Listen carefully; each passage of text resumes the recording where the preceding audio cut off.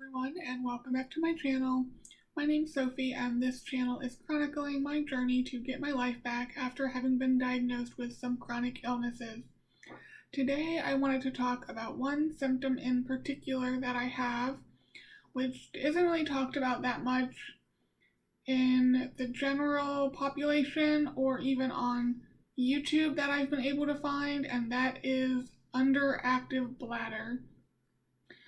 I know a lot of people have heard of its opposite, overactive bladder, where you frequently have the urge to urinate and you might only urinate a little bit at a time. You might have accidents and stuff like that.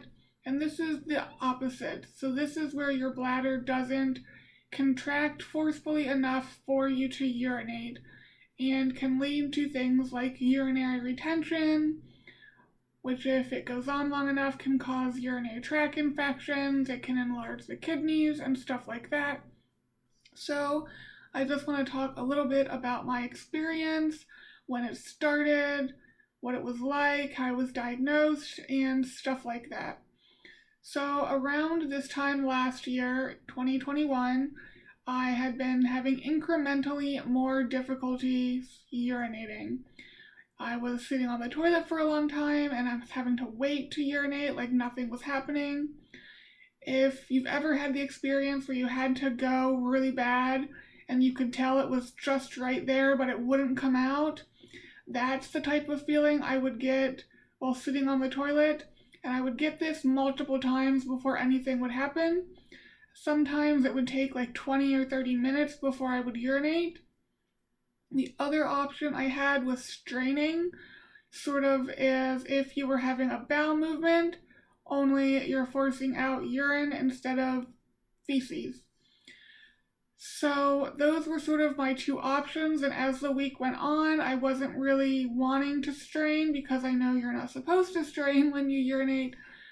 So I was just sitting on the toilet waiting until one day I was not able to urinate at all without straining. And even with straining, I could tell I wasn't emptying. So I went to the ER, and the first thing they did was ask for a urine sample, which, okay. So I was able to strain, and I got out. If you've ever had like the urine cups to pee in, I maybe went like this much, and everything was fine in the urine.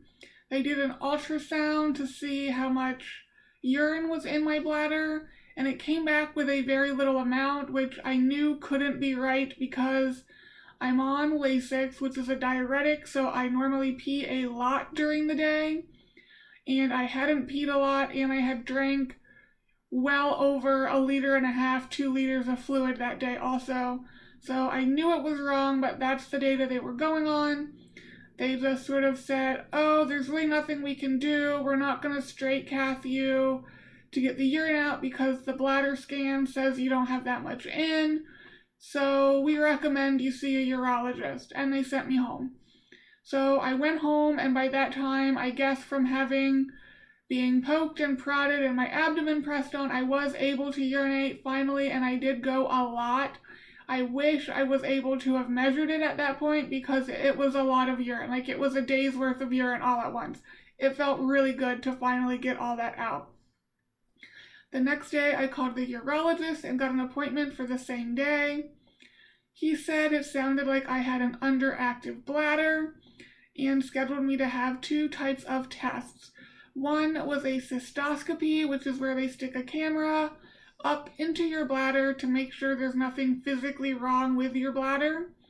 And the second is called urodynamic testing, which is where they stick some manometers, basically some pressure probes up into your bladder, and they actually measure the pressure in your bladder and your urethra as you urinate after they put a set amount of urine in your bladder. So I was basically sent home with no treatment, basically just saying to go ahead and either wait or strain to get the urine out and to do my best to make sure I was emptying my bladder. I think I had to wait 3 or 4 weeks before the first test, which was the urodynamic testing. So it's kind of two parts. They have you empty your bladder, then they put a catheter in to drain whatever was left, and there was nothing left. I can't empty my bladder if I strain hard enough. And then they instill fluid into your bladder. So they put a ½ liter in my bladder and asked me at what point I felt the need to urinate, and then at which point I felt like I could no longer hold the urine. I could have had more, but it just wasn't really worth it. I'm like, well, at this point, like, I would definitely need to go. We might as well, like, get the show on the road. So they stopped instilling the fluids, which, like I said, was ½ liter, 500 milliliters. And then they say, okay, pee. And yeah, nothing happened. They're watching the pressure monitors that's inside, and they're like, oh, it's starting. And I'm like, no, that's just going to be a false alarm. Like, that's what happens. She's like, if I step out of the room, do you think that would help? And I said, no, this is what it's like. Like, it gets to where it's going to go, and then nothing happens. And she says, okay. She takes the probe out and tells me to go ahead and go to the bathroom. She gives me a hat to pee in so we could measure what I urinate out. And I can get everything out if I strain really hard to the point where I'm literally out of breath from straining. And that was that. I think it was the next week I had the cystoscopy, which was, for me, really easy. I know some people have a really hard time with the cystoscopy and say it's really uncomfortable. I didn't have any pain, maybe a little burning as they're inserting the cystoscope in, but nothing other than that. And my bladder was fine. There's nothing wrong with my bladder. And the follow-up was basically, yes, you have an underactive bladder. We don't really have medications or anything that can help with that. We can try you on Flomax, which I had tried already after the first appointment, and it actually made it worse. It did not help.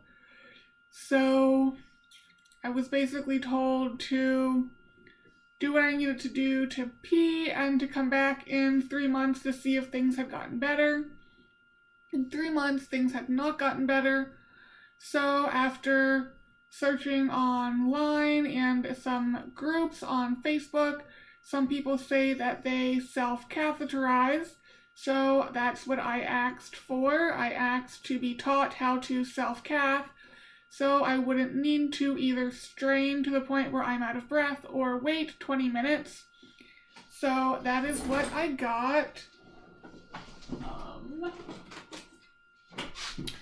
So the first catheter I got were these Magic Goes. So they're a short female catheter, and I did not like them. It is really too bendy, so it's not easy to control because you don't want to like touch the tip of it when you're inserting it. So it was just really hard to control getting in. So again, asking around on Facebook groups, what do you guys use? I ended up with this one, which is a Infina Chic. It is made by Hollister. It is not the one that was recommended, but it is the one my doctor's office had.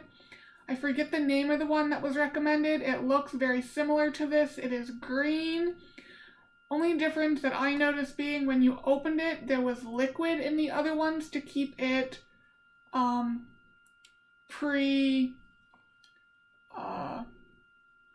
not moistened is not the word I'm looking for, but lubricated, pre-lubricated. And this one has more of a gel lubrication, so there's no fluid inside when you open it. And it's really easy to open. You just flip the cap. And this one isn't as bendy. If you compare them, the handle on this one is longer, but the actual catheter size is about the same. And this, the Infina Chic, is the one that I am currently using. I am no longer using the Magic Go. I just kept them so when I can make this video, which I'm finally making, I could show the differences and why I prefer this one instead. And everyone's going to be different into what type they like, what length. Some of them like the longer ones that are made for males. That's fine. I find it easier to insert when I am standing up. This also means if I'm at a public bathroom, I'm not near the toilet. Obviously, everything else is still the same. Washing your hands, making sure the area is clean, everything like that. Definitely, at the beginning, you will be using a mirror because you don't really know where your urethra is if you're female, and if you're menstruating. I have also found that during the times of the month where and how I need to insert changes, just because your anatomy changes as things move around during your monthly cycle. So sometimes I might have to wiggle around a little more than others to get it inserted all of the way. Checking my notes, making sure I covered everything, and I think that is it. But yeah, so underactive bladder can be part of dysautonomia or autonomic dysfunction. And it's not something I really see talked about in that space. I do see it talked about if people have paraplegia or quadriplegia. A lot of them also catheterize or need help with catheterization because they're unable to tell when they need to urinate. But this is just another reason someone may need to catheterize. I'm not sure how common it is, but I just wanted to make a video talking about it to put more awareness out. And again, the two catheters I have used are the Magic Go, which I did not like simply because it was too bendy and difficult to control, and the Infina Chic, which I do like and is the one I am currently using. Anyway, that is going to be it for this video. If you have questions about anything in any of the videos that I've made, or anything you want me to cover in more detail, I do have an email address. It is Peggy, the Pegazebracorn, @gmail.com, and that will be down in the description below from now on. I think it was there before and then it went away. I still have the email address. I will make sure to put it in all the descriptions from here on out. And with that, I hope you are all having a great day whenever it is you are seeing this, and I will talk to you next time. Bye, guys.